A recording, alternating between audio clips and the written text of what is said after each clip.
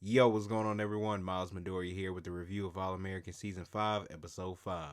First up, we're going to be starting with Coop. She goes to Laura's law firm to deliver a checklist, and Darius don't want to deal with Coop today, but she wants to make sure that everything's in order and filed on time for Preach's case. She lets her know that she has to head out and go to her interview to be able to audit a law class, and Laura at first thought she was leaving the firm, and Darius must have had enough of Coop because he did a sarcastic response to, "Oh no, you're leaving, when?" Laura gave her some advice, letting her know that they want to know about who she is outside of school, life experiences. Coop didn't really think so, but Laura said, "You'd be surprised." She's most likely right on this one. Just keep it real with the person so they know that you aren't faking anything, and you don't have to say your whole life story, just enough to let them know who you are. Coop goes to the interview. She's telling him about herself, and she kind of skated around some details. He wanted to make sure that she was serious because she brought up her first dream about music, but didn't give the details of why she stopped. Plus, she didn't have any extracurricular activities. She started putting herself down and told him to pick someone else. I was like, why, Coop? Why would you do that? Then I thought Preacher's case is in this episode, so that might give her the motivation on what to say to the professor later on. Speaking of Preacher's case, Coop's at the courtroom and Darius just dropped the ball on the whole thing. He didn't file some papers early, so the judge couldn't accept any information in that brief, which means the grandparents got custody, but he can retry in 30 days. I felt sorry for Preach. He was upset, and it looked like he almost was going to do something to Darius because he was mad, but he didn't, and the judge was there as well, so that almost wasn't a good look.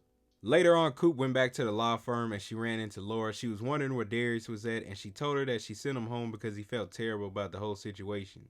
After that, she let Laura know what it was. She told her that she shouldn't have been taken off the case. She thought her background was a weakness and people like Darius was better than her, but Laura said she didn't think that. But Coop told her she may not have realized it, but she did. Coop knows now that people like Darius aren't better than her, that her life prepared her better than any clerkship or volunteer work ever could. Laura let her know that she's going to get Amina back, but Coop said nah, they are going to get Amina back. She's back on the case and bringing lots of checklists. When I seen that scene, I said, there you go, Coop, standing up for yourself and being passionate about what you want to do. Coop went back to the professor and told him who she was, every detail that needed to be said, and that she can go far in law to fight for people like herself, people that don't get a chance to make mistakes. That's when the professor calls her back into the office. When we do see Coop again, she sees Preach saying goodbye to Amina, and she did bring up that she got into the class and she will be back on this case. Shout out to Coop for trying to do better. Next up is Spencer. In this episode is Valentine's Day for them. While he was talking to Coop, she asked him if he was doing anything special for Alicia, and he said nah, he just gonna go to the gym, but Coop thought he should do something special for her.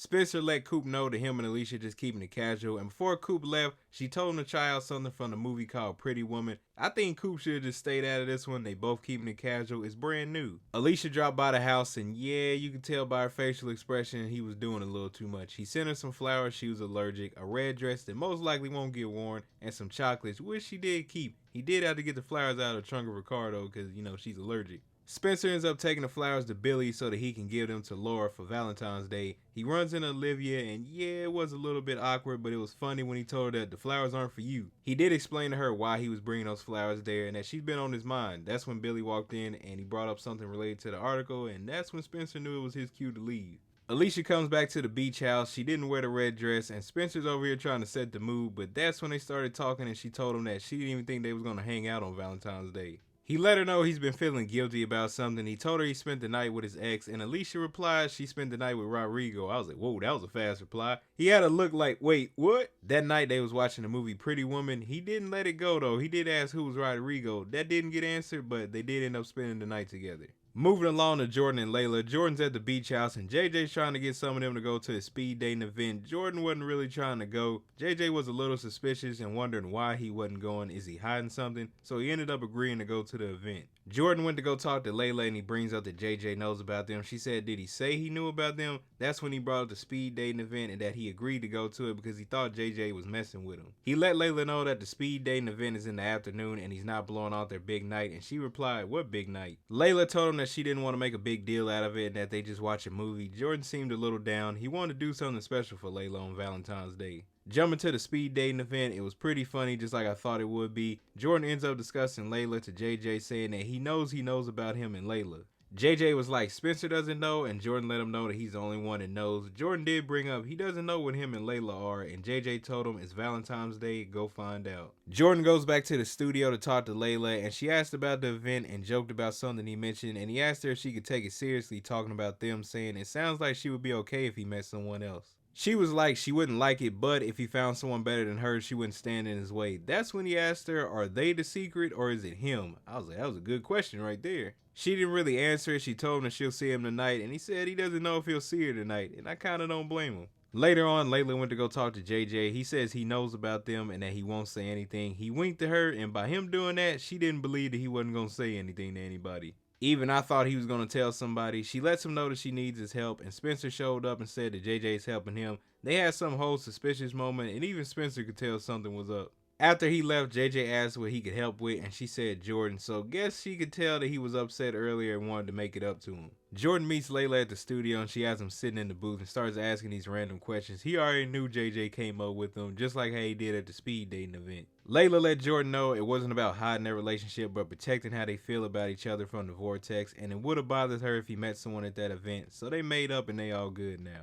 I get what she's saying, but one day they will have to tell them because you don't want them finding out randomly or some other type of way. This dude, JJ, I'm a little disappointed in him in this episode. He runs into Asher and Jabari. He asks Jabari was he coming to that college, and he said yeah. He tells him what position he's playing, and JJ didn't even seem bothered. Jabari let him know he doesn't mind any competition. JJ, you better watch your spot, man, if you don't work hard enough. Then at the speed dating event, he said Asher should have told him if he wasn't cutting it. Spencer told him Asher did let him know. He's been telling him. Jordan lets him know that he spends more time partying than in the gym, and Spencer added that he's not putting in the effort anymore. He does the bare minimum. JJ was like, Asher quit on him. Jordan said, it sounds like it's the other way around. He replied, what does that mean? Spencer told him he quit on Asher. At this point, I thought maybe he's going to get it. He looks like he's going to focus now. Later on, he went to go talk to Asher to tell him he's going to be training at the gym. Asher didn't believe it, especially with it being on Valentine's Day. We see JJ outside the gym. I thought he's about to really go in here until his friends pop up and tell him about a party. At first, he almost didn't go, but he did, and Asher was outside watching the whole thing. Bruh, all he had to do was not go to the party. It seemed like he wanted to do somewhat better when he talked to Spencer and Jordan. You can't let your friends and want to go party distract you from something that you need to be doing.